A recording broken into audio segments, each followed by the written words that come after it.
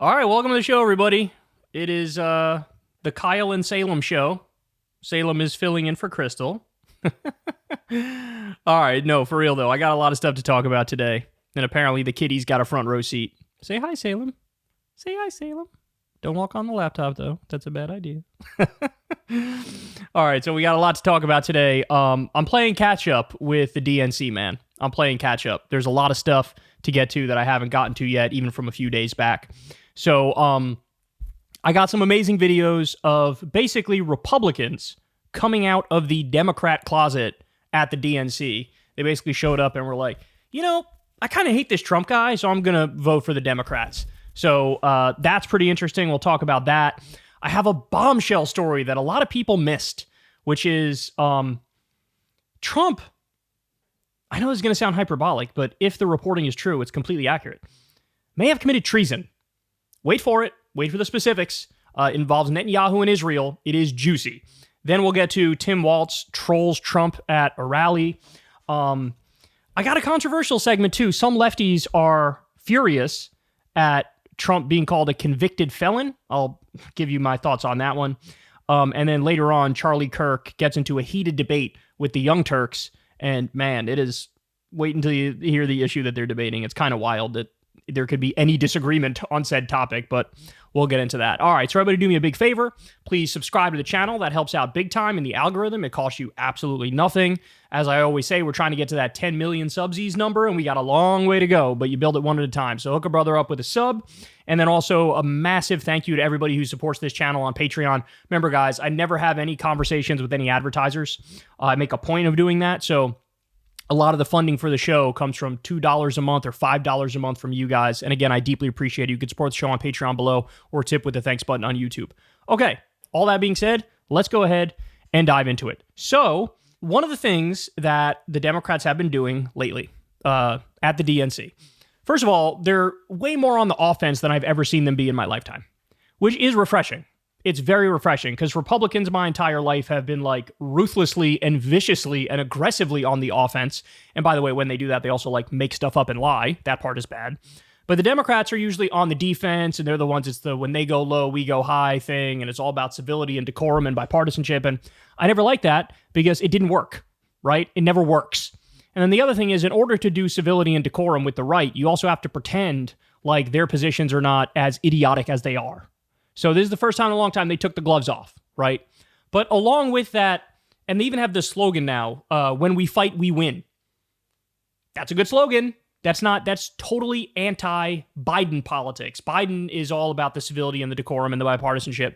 And Kamala and Tim Walz have really, really broken with that. Now, having said that, well, you would think that in that scenario, oh, you're going to turn off Republicans even more, and you're going to get nobody who crosses the aisle to vote for you because you're writing them off and you're too aggressive and you're too offensive. And that could be a problem in terms of getting independents and moderates and Republicans to come vote for you. Turns out that's wrong. One of the things they've been highlighting is some former Trump supporters who are like, you know what, fuck it, I'm done with this guy, don't like him, I'm going to vote for the Democrats. So here's one of the videos that they had, and then I'll show you an interesting speech of a Republican politician who endorsed Kamala at the DNC. Watch. My name is Rich Logis. I live in Florida, and until 2 years ago, I was a full-fledged member of MAGA. I believed Trump. I was a MAGA pundit. I had my own podcast. I was in a state of panic, terrified that Democrats were destroying our country. When the pandemic hit, we needed leadership, but we were given almost nothing. It was a major betrayal to the country. So I finally stepped outside the MAGA echo chamber. I stopped listening to what Trump said and looked around with my own eyes. And I realized he had been lying about pretty much everything. Lying is Trump's toxic superpower. He's ripped apart families, communities, our whole country. So this is my message to all the Republicans and independents who are watching. People like me who voted for and believed in Trump. I made a grave mistake, but it's never too late to change your mind. You don't need to agree with everything you hear tonight to do what is right. We need to be able to trust our leaders. That's why I'm all in for Kamala Harris. So here's the question. How many people just like this are there out there? I suspect the answer is more than you think. And the reason for that is we know the two issues that a lot of people just broke on. One of them is abortion, and the other one is Trump and Republican extremism, election denialism. Like they were all for the ride when it came to him shitting on immigrants and pissing everybody and their mother off and tweeting insults at Bette Midler. Like they were all that stuff. Haha, fun and dandy. You're triggering the libs. Isn't this great? But the two big issues where we saw a lot of breaking with Trump, abortion and denying the 2020 election, right? Some people were like, I follow you in many places. I can't follow you there. And so look, we had in 2016, there was this like silent Trump vote, which a lot of pollsters didn't realize it was there. In 2020, even, there was still some semblance of a silent Trump vote. But in every election since then, in the midterm elections and the special elections, it's actually been the opposite. There's been a silent Democrat vote. They're massively outperforming the polls. Okay, so what do I have for you here? What do I have for you here? So this is the mayor of Mesa, Arizona. Now, Mesa is a Republican stronghold. This guy is the Republican mayor of Mesa, Arizona. He comes to the DNC and says the following. Good evening. I have a confession to make. I'm a lifelong Republican. So I feel a little out of place tonight, but I feel more at home here than in today's Republican Party.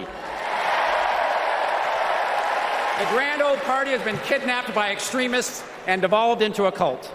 The cult of Donald Trump. Trump doesn't know the first thing about public service.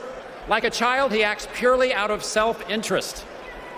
We all need an adult in the White House, and we've seen what happens when we don't have one. Trump made a lot of lofty promises: unlimited economic growth, American manufacturing reborn, a secure border. Turns out Donald Trump was all talk. He wanted our votes, but he couldn't deliver a thing. But these days, my city of Mesa, Arizona is on the move. I'm going to ribbon cuttings every single week, all because Joe Biden and Kamala Harris reached across the aisle and they delivered for my conservative community and countless more across the country. My hero, John McCain, taught us to put country over party, and that's how Vice President Harris and Governor Walz will lead too. I have an urgent message for the majority of Americans who, like me, are in the political middle. John McCain's Republican Party is gone, and we don't owe a damn thing to what's been left behind. So let's turn the page. Let's put country first. Let's put adults in the room where our country deserves. Thank you. All right, so a couple thoughts here. He brings up John McCain, how that's like his political idol. Here are my thoughts on John McCain. Fucking hate that guy. He was a warmonger. He never met a war he didn't like. Never met a war he didn't like. And if you actually were to, compare Trump and McCain on policy, my guess is there would be 90% agreement between the two. So I am not a fan of John McCain. I don't like John McCain. I argued vociferously against John McCain in 2008 when he ran against Obama. Having said that, I know this type of Republican. This particular type of Republican, he views himself as a Ronald Reagan type, or as he said, like a John McCain type. And that's the old school Republican who agrees with Trump on the issues, but they are genuine civility and decorum police, right? So they feel like, with Ronald Reagan, we had Morning in America. We had endless optimism. We basically had Mr. America, who was like, the jovial teacher, professor / leader of the country, right? And they like that mold of politician. They don't like the Trump, America's failing, it's turning into a third world nation, everything's disgusting. They don't like the doom and gloom. They don't like the pessimism. They don't like the shitting on America type stuff. And so that's the type of person he is. He's a civility and decorum policeman. But beyond that, and he mentioned this early on, he brings up, look, they're extremists now. And on that front, there's no denying it, right? Because, so the Republican Party has always been pretty bad on policy, right? The modern era Republican Party, whether it was under George W. Bush and Dick Cheney or under Donald Trump. But here's the thing. Just in recent years, Republicans have voted against IVF. This is something that nobody, who was debating that, right? We're against that now. Okay. Many of them are against no-fault divorce. Many of them are against extending the child tax credit. 44 Republican senators voted against that, and J.D. Vance, who pretends like he supports it, didn't even show up for the vote. You want to know why? Because he doesn't actually support it, or he would have showed up for the vote and he would have voted for it. He didn't. These are extremist positions. And then this one really stuck out to me.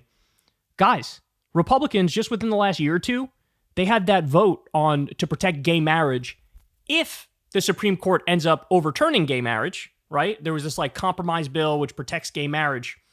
169 Republicans voted against it, including 36 Republican senators. In the year of our Lord, 2024, or maybe at the time it was 2023 where they had the vote, 169 elected Republicans in Washington, D.C. are against gay marriage. 36 Republican senators, the majority of Republican senators, are against gay marriage. So I could see guys like this, I could see them, any one of those things, straw that broke the camel's back. I'm done. I can't. You guys are fucking psychos, right? And so now we are seeing this kind of voter now. There's like an establishment, elitist, civility, policeman, Republican type who hates Trump. And then there's the voters who, again, for them, it's usually the abortion extremism and literally losing a right in this country, or it's the denying of the 2020 election, the fraudulent elector slate, all the criminal charges against Trump. That's the other thing I haven't brought up, is that a lot of these people are just like, I'm not going to fucking support a criminal. Like, how many crimes did this guy commit? Why would I support? I don't want to do that. So, the way I'm feeling right now, I think the right is in for a rude awakening. The trajectory of Kamala and Tim Walz is through the roof. But I also think it's very possible there's a sort of like a silent Democratic vote, which you may see the results of when the rubber hits the road and it's time for people to actually get in that booth. So, and these are just two examples here. They're making a whole thing of it, right? There's a whole thing of it. Here are the Republicans who are like, I'm fucking fed up with this guy. And that number may be more than people think. Hey, y'all, do me a favor and like and subscribe. It helps out big time in the algorithm. Click the bell as well for notifications when videos drop, and watch that video on screen right now. You know you want to.